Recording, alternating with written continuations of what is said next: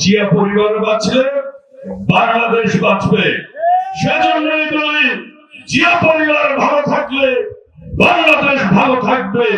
সেজন্যই বলি জিয়া পরিবার ভালো থাকলে গণতন্ত্র ভালো থাকবে।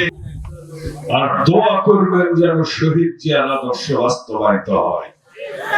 ধান্দাবাদের রাজনীতি বিএনপিতে নাই, চাঁদাবাজের রাজনীতি বিএনপিতে নাই, দখলবাজদের রাজনীতি বিএনপিতে নাই। বিএনপির রাজনীতি হচ্ছে মানুষের জন্য রাজনীতি। আমার রক্তে প্রবাহিত শহীদ জিয়ার রাজনীতি। সেজন্য বলি জিয়া পরিবার বাঁচলে বাংলাদেশ বাঁচবে। সেজন্যই বলি জিয়া পরিবার ভালো থাকলে বাংলাদেশ ভালো থাকবে। সেজন্যই বলি জিয়া পরিবার ভালো থাকলে গণতন্ত্র ভালো থাকবে, দেশের স্বাধীনতা সার্বভৌমত্ব ভালো থাকবে, মানুষ সুখে থাকবে। আর সেজন্যই আমার রাজনীতি। এদেশের গণতন্ত্রের সাথে, স্বাধীনতার সাথে, সার্বভৌমত্বের সাথে, উন্নয়নের সাথে, কৃষকের সাথে, শ্রমিকের সাথে যে মানুষের নাম শহীদ প্রেসিডেন্ট জিয়াউর রহমান, তার রাজনীতি আমরা করি। কাজে এদেশে জিয়া পরিবার যদি বেঁচে থাকে, এদেশে শহীদ জিয়ার আদর্শ যদি প্রতিষ্ঠিত হয়, নমিনেশন নিয়ে কি করবেন, মনোনয়ন নিয়ে কি করবেন? 5 বছর এমপি হবেন, চুরি করবেন, সামারি করবেন, সাধারণ জনগণ দৌড়ায় লাঠি নিয়ে পালাবে। দেখেন না ভারতে চলে গেছে একজন, আপন মানুষের কাছে চলে গেছে।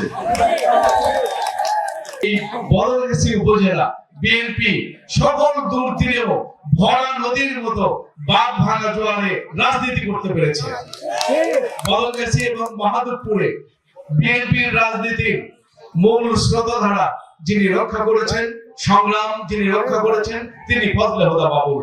তিনি এখানে আমাদের এই মিঠাপুরে আজকের কর্মী সম্মেলনে প্রধান মেহমান হিসেবে উপস্থিত হয়েছেন।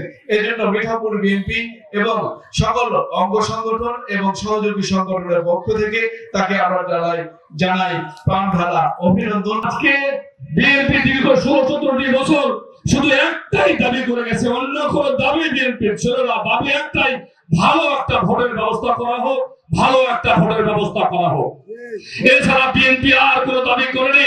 এই ভালো ভোট পেতে গিয়ে আমাদের হাজার হাজার মানুষকে গুণত হয়ে গেছে।